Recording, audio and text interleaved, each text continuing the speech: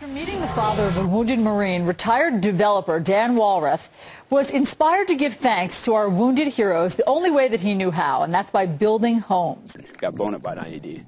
They're in Taji, Iraq, right outside of Taji, Iraq. After years of recovery, Sergeant Wilson learned just last week that he was chosen to receive a new home built specifically for him at the bridges at Preston Crossings near Gunner.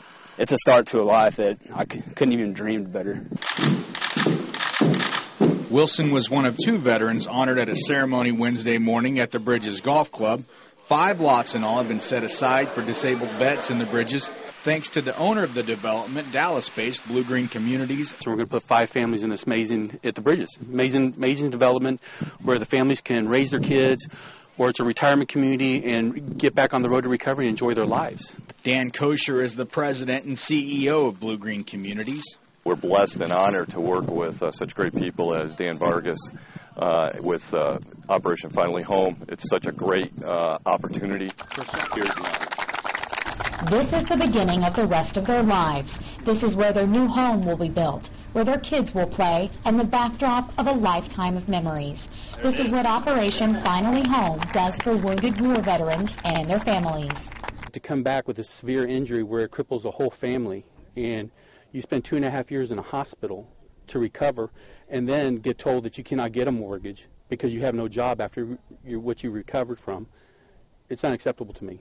Sergeant Levi Wilson Jr. and his wife Katie of McKinney are one of 5 families who have been given land and their own custom-built home to help transition into civilian life. It's a shock. I mean, we were we were blown away. It was extremely excited. Yeah.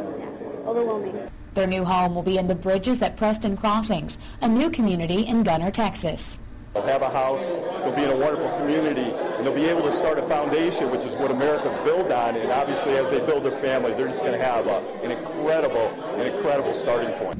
Wounded veteran Sergeant Alan Hornaday of Fordyce, Arkansas, will also be moving into the Bridges community. He, too, has been surprised with a brand new home.